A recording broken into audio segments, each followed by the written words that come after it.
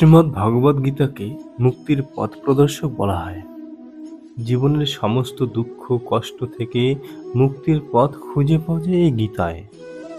সমস্ত সমস্যার সমাধান পাওয়া যায় এই গীতায়। প্রতিটি দুঃখ কষ্ট রাগ ভয় সবকিছুরই নিবারণের শক্তি আছে এই শ্রীমদ্ ভগবদ গীতায়। বরাহ পুরাণে বর্ণিত রয়েছে যে ব্যক্তি প্রতিদিন গীতা শোনেন এবং গীতা পাঠ করেন, তিনিই তার সমস্ত দুঃখ কষ্ট থেকে অনেক উপরে চলে যান এবং এসবের থেকে মুক্তি পেয়ে যান, অর্থাৎ তিনি পরম সুখ প্রাপ্ত করেন। তাই গীতা ধর্ম বর্ণ নির্বিশেষে সকলেরই পাঠ করা এবং জানা খুবই প্রয়োজন। শ্রীমদ্ ভগবদ গীতা শ্রবণ করে সেগুলি নিজের জীবনে বাস্তবায়নের চেষ্টা করলে তার ভাগ্যে কোনো রকম কষ্ট এবং কর্মফলজনিত কোনো কষ্টই তাকে স্পর্শ করতে পারে না। গীতা মাহাত্ম্যতে বলা হয়েছে যে ব্যক্তি প্রতিদিন গীতা পাঠ করেন এবং শোনেন তাকে মনুষ্য নয়, তাকে দেব ভাবা উচিত। শ্রীমদ্ ভগবদ গীতা আমাদের কি শিক্ষা দেয়, আজকে আমরা সে সম্পর্কে আলোচনা করব। যখন মানুষ কোনো কারণে ভেঙে পড়ে, যখন মানুষের জীবনে সমস্যা আসে এবং যখন কেউ সেই ব্যক্তির পাশে দাঁড়ায় না, তখনই সেই ব্যক্তির অন্তরে আঘাত লাগে এবং তার অন্তরাত্মার জাগরণ হয়, অর্থাৎ অন্তরস্থ শক্তির উদয় ঘটে। আর এই সমস্যার পরিস্থিতিই মানুষের চরিত্রের নির্মাণ করে। আমাদের শক্তি এবং আমাদের যোগ্যতার পরিচয় ততক্ষণ বুঝতে পারবো না যতক্ষণ আমরা অন্যের উপর নির্ভরশীল থাকব।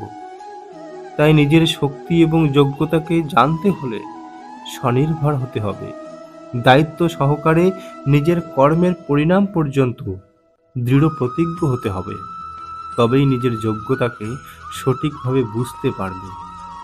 যদি সর্বদা অন্যের উপর নির্ভরশীল থাকো, তাহলে কখনোই নিজের যোগ্যতা এবং নিজের শক্তির সম্পর্কে কোনো রকম ধারণাই থাকবে না এবং সর্বদা অন্যের উপরই নির্ভরশীল থাকতে হবে। জীবনে কোনো সমস্যা এলে এ ধরনের মানুষ কখনোই বুঝতে পারবে না এর সম্মুখীন হতে পারবে কিনা। যখন নিজের পরিজনেরাই কষ্টের কারণ হয়ে দাঁড়ায়, তখন মানুষ একলা হয়ে যায়। তখন তাকে নিজের জন্যই নিজেকে টিকে থাকতে হয়, নিজের কষ্টের সঙ্গে লড়াই করতে হয়।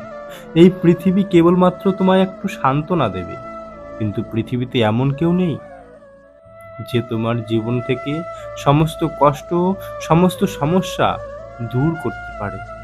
তোমার সমস্যার সমাধান তোমাকেই খুঁজে বের করতে হবে। পৃথিবীতে দু ধরনের মানুষ হয়। প্রথমত তারা যারা সমস্যার সময়ে দুর্বল হয়ে পড়ে এবং হার মেনে নেয় এবং সেটাকে ভাগ্যের পরিহাস বলে বসে পড়ে। আর দ্বিতীয়ত তারা যারা সমস্যার সময়ে ভেঙে না পড়ে তার মধ্যস্থ শক্তির উদয় ঘটে এবং তারা সমস্যার সমাধান করার চেষ্টা করে। তাদের পরিচয় তাদের শক্তি দ্বারাই হয়। অনেক সময় আমাদের জীবনে সমস্যা এই কারণেই আসে যাতে আমরা সেই সমস্যার থেকে কিছু শিখতে পারি এবং বড় কিছু করতে পারি। কষ্ট ছাড়া জীবনে কোনো কিছুই পাওয়া যায় না।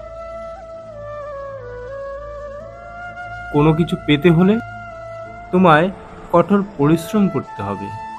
তার জন্য তোমাকে ভাবতে হবে কিভাবে সফল হওয়া যায়। সমস্যা এলে সমস্যার সমাধান খুঁজতে হবে। আত্মবিশ্বাসের সাথে দৃঢ় প্রতিজ্ঞ হতে হবে, তবেই তুমি সফল হতে পারবে। তাই ভগবান শ্রীকৃষ্ণ বলেছেন যে স্বপ্নকে দেখার জন্য তুমি তোমার নিদ্রাকে পরিত্যাগ করতে পারবে, সেই স্বপ্নই তোমার সফল হবেই। নমস্কার বন্ধুরা, আজকের ভিডিওতে এতটুকুই। মিলব নতুন আরেকটি ভিডিও নিয়ে। ততক্ষণে ভালো থাকবেন, সুস্থ থাকবেন। ভিডিওটি ভালো লাগলে অবশ্যই একটি লাইক করবেন, শেয়ার করবেন, সাবস্ক্রাইব করে সর্বদা আমার পাশে থাকবেন। কমেন্টে অবশ্যই লিখবেন জয় শ্রীকৃষ্ণ।